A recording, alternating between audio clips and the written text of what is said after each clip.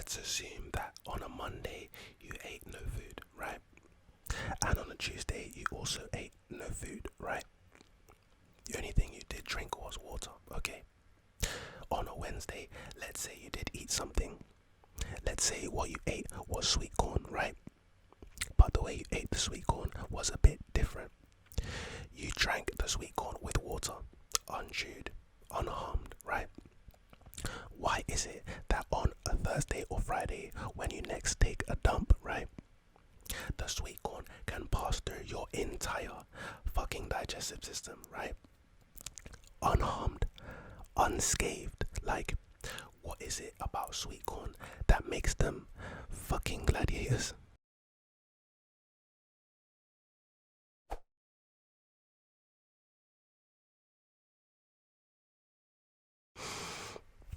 In this video, I am going to be attempting to tackle some of life's toughest questions for your relaxation, of course. So what I would like for you to do is sit back, relax, grab a pair of headphones, earphones, something of the sort, and relax and enjoy. The first question that I have on my list today: why is it that lines that we join happen to move the slowest? I mean, let's say you were in Target or Walmart, Asda, Sainsbury's, right? And by default, as humans, we join the shortest line. Makes sense, right? We want to get up out the store as quickly as possible, right? Why is it that when I join the shortest line, right, the other line that happened to be towards the fucking back of the store now is much, much closer to the finish than mine? Why is that? It's almost as if the person in the other line, the cashier in the other line, sees me and decides to turn into Speedy Gonzales. And my cashier looks me in the eyes and says, you know what? No, it's not okay. This isn't one of my questions, but this got me thinking, right?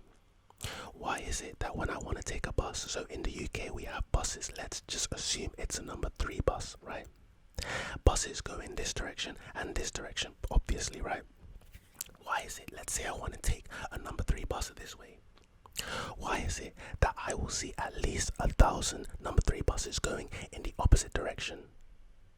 I mean, even the bus drivers, it's like they look at me and smile at me because they know I'm going through pain.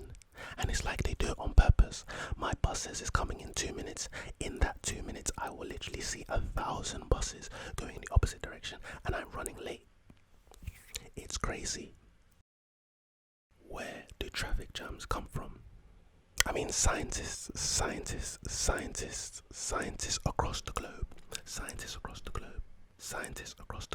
have been researching and studying this question a lot. I mean, there are actual research papers done on this online. If you want to Google it, that's your choice. Fact checkers, you don't need to check me, right? If you want to Google it, that's your choice. But just thinking about it, where do traffic jams come from? I mean, in essence, what is a traffic jam? A traffic jam is one car behind one car, behind one car, behind one car, behind one car, right? And that makes sense. But where on earth do they come from? How is it possible? I mean, in answer to that question, I guess, if you have a traffic light that allows, let's say, 15 cars to go by every minute with a green light, right? If you have more cars, then more cars are going to be stuck behind the green light after a minute, are they not? I guess that question was really, really straightforward to answer, and I don't understand why scientists are struggling with it. Me myself, I'm a scientist. I'm pretty scienced up, but that's actually ridiculous. That question should not be on my list. It was actually pretty easy to answer. These scientists these days are, I mean, they're taking our money, right? They're taking our money, they're taking taxpayers' money, and they're doing this. That's not cool. Speaking of which, you know, if you think about it, the average student, the average high school student in 2020 is smarter. The average high school student in 2020 is smarter than Albert Einstein, Isaac Newton, Archimedes, all of these gentlemen. Reason being, I mean, back in Archimedes' days and before Isaac Newton, these men thought that the earth was flat.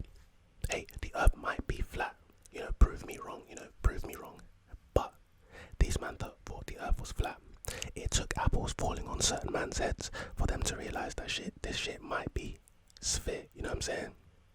But the average high school student knows that now. If Albert Einstein came from the past and came into the future, he would be shocked. He would be like, "Rah, like these kids are smarter than the scientists we have." It's crazy, isn't it? Can a man and a woman just be friends? Well, I mean, it depends on your definition of friends, in my opinion. I've seen a lot of people argue that, you know, if one party wants to engage in activities with the other party, then they cannot truly be friends. But if you're looking at it from a certain angle, like let's say you thought that a friend was someone that sticks up for you, someone that will be in there in the trenches with you whenever you need them, someone that has your back, someone that knows your deepest and darkest secrets, then of course men and women can be friends, right? But if you were looking at it from the angle of you cannot, want to engage in activities with your friend of the opposite sex or the same sex, whatever you're into, right? Then clearly you can't have attractive friends. And that's clearly wrong because, I guess we all like to consider ourselves normal. And the norm of attractiveness is pretty, it is subjective. It is subjective. It definitely is, but it's very objective too. If you have a nice face, you have nice eyes, you have a nice nose, you have nice features, I guess you're attractive, right? You can be considered attractive. And more time, boys and girls, they get together and they're both attractive, but they can still be friends. So I guess in answering to the question, it depends on your definition. When do kids become adults? I saw a really, really funny video the other day. We have a Prime Minister in the UK, his name is Boris Johnson. If I find a video, if I remember, I will link it in the description if you want to watch it. I think you should. But this shit was so funny. Like, these politicians, they act like big kids. In essence, that's exactly what they are. They just have suits and ties, and they think they're mature. They're of age, I guess. So I guess they are adults. But if you look at some of the interactions in the Houses of Parliament, the House of Commons, it's actually very fascinating how much they are like kids. But in answering to the question, maturity. Let's think about maturity. Trauma can make young people very mature, right? But that's the trauma. Are they adults though? No, legally, no, right? But the legal age to be an adult is 18 and 21. But when I was 18 and 21, I'm 22 now, but when I was 18, I made some really stupid decisions that I probably wouldn't make today. I probably wouldn't make them today, right? I guess that's just living life and experiencing life and learning from your mistakes. But at the same time, when I was 15 years old, I made some really good decisions. So I would consider myself a very mature kid when I was 16 and 15. What is 15 and 16? 15 and 16 compared to 18 is literally just 3 years. I remember when I was young, I used to think that when I turned 18, I was going to be a full-fledged man. But when I realized it, when I came to the age of 16, I was like, you know what, in 2 years, I'm going to be exactly the same person, maybe a bit taller, maybe with a bit more facial hair. Yeah, my facial hair is not growing, it's crazy, but it is what it is. But, some people had facial hair when they were literally kids. Are they adults? No. The reality is we're still always growing and maturing. And I guess there shouldn't really be a number to your maturity. I guess there is a general number, a general consensus, right? And the consensus is that when you reach the age of 18 and 21, your body's ready for certain shit. So your mind should be ready for certain shit. I guess the mind thing is not always accurate. But I guess the body shit is accurate, which is why they say 18 and 21 is the legal age for you to become an adult. But don't get twisted. Just because you're 21, just because you're 21, you're not an adult.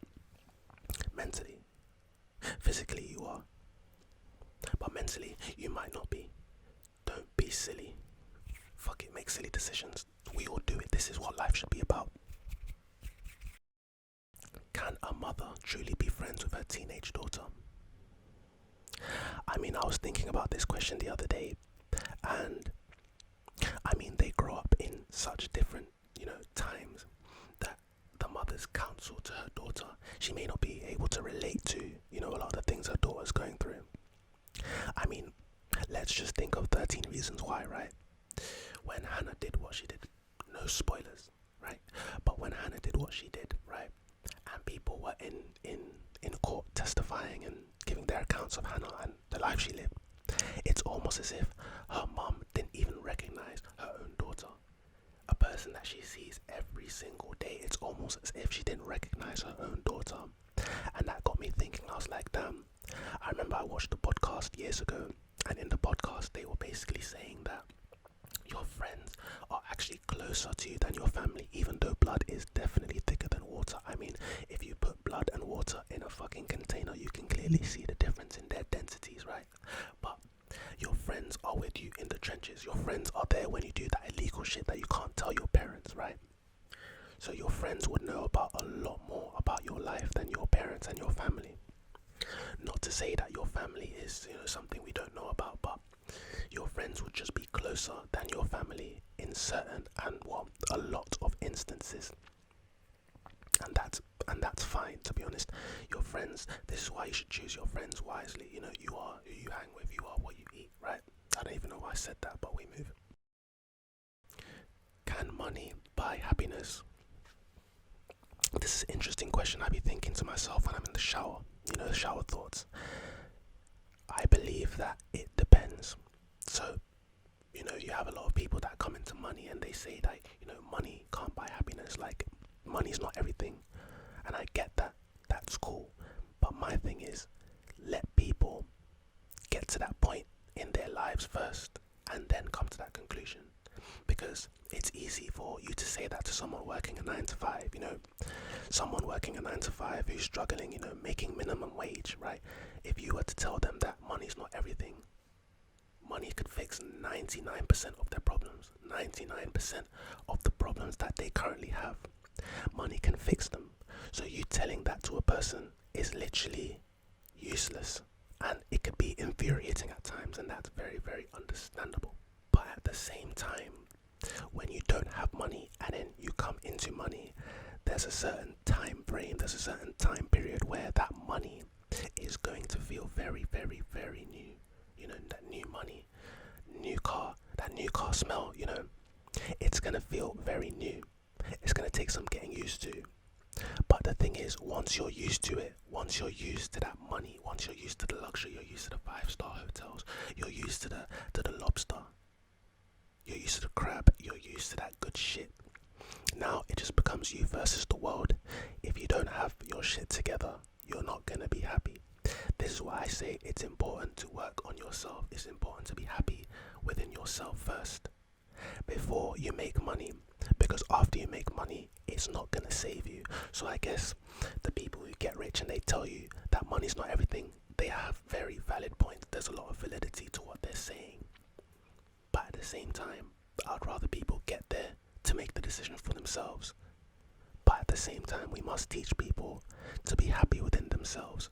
First, it's the most important thing in this life, in this thing we call life. I mean, it's a principle that I've followed my whole life. I mean, maybe not my whole life. I mean, shit, when I was 0, I didn't really know how to speak English, so. Is money the root of all evil? That's a good question. The common answer for that question is no, it's not. Greed is, and I get that, right? But the fact that money gives ground for greed, right? The fact that money gives ground for greed, the fact that it opens a path for greed, money must be held accountable at the same time, it's more of a catalyst, I would say, to evil. Greed is definitely more, I mean, in a society where you didn't have money, could there still be evil? Well, of course. Greed can still exist in a society with no money, right? But the mere fact that money is existence, in this reality, in this society that we have created, the fact that we need money, the fact that people want money, so they will exploit people at the bottom of, society, and the fact that people need money to survive, so the bottom of society will take your money and take people's money just for survival. It's like this thing that we argue over, this thing that we fight over is very dangerous. But I feel like even in a community where everything was shared, evil could still exist. So money is not the root of all evil, but it's the root of a lot of evil. It gives path to evil. It gives access to evil. And the final question in tonight's video, I mean, I guess I could make a part 2. You know, if you guys mess with this video, I guess I can make a part 2. When I find more of life's toughest questions, of course, I would bring them to you, right? I'm your guy, right? I would bring them to you, of course. But the final question in tonight's video is actually not a question on my list. It's just a question that I thought up while I was making this video, right? And the question is, why is it in life the best things for us are unattractive and we don't like doing it, like they suck, but the worst things for us are incredible? For instance, cheeseburgers, McDonald's, Burger King, KFC, Carl's Jr., Taco Bell. I mean, cheeseburgers. You can't get cheeseburgers from Taco Bell. Cheeseburgers are absolutely amazing. Wonderful food, wonderful food. Broccoli, what the fuck is broccoli? Broccoli, asparagus, cabbage, lettuce, that's disgusting. Like, but the thing is, it's so good for us. It's so good for us. It's so important for us. If we ate a bunch of lettuce and cabbage and broccoli, we would be gods, we would be demigods, right? But if we eat a bunch of cheeseburgers, our lives will just deteriorate and go down. Why is that? Why is life set up like that? Why is life set up to fail? Why are we set up to fail in life, you know? Sleeping in bed all day watching Netflix is amazing. It feels absolutely amazing. But if you were to do that every single day, your life will deteriorate. Setting an alarm, bro. I hate my iPhone alarm so much. Like, the alarm literally grinds my gears. I hate hearing it. But it's so important to our lives, right? Why couldn't sugar be like the shit inside the Philosopher's Stone? Why couldn't it be an elixir of life? Why couldn't it be healing potion? Sugar. Why does medicine that's supposed to help us get better when we're sick, why can't medicine taste nice? Why does medicine taste like shit? Like, why are all these things in place? Why are the mechanics of life set up like this for us to fail? I don't understand it. You know, maybe it's all a big test. You know, a lot of religions say it's all a big test, and it may very well be. But still, damn, can a nigga just enjoy some cheese and some burgers and put them together on some bread and eat a lot of them and be cool? Even sex, right? It has a lot of negative connotations in society. I mean, STDs, unwanted pregnancies. Hey. If you're under the age of 18, you should not be having sex. And if you do, that's your choice. But you didn't get it from your boy, because your boy don't condone that. I don't sponsor it. You didn't get it from Roscoe ASMR. If you're under the age of 18 and you're having sex, then you didn't get it from Roscoe ASMR. You didn't get it from your boy. Hell no.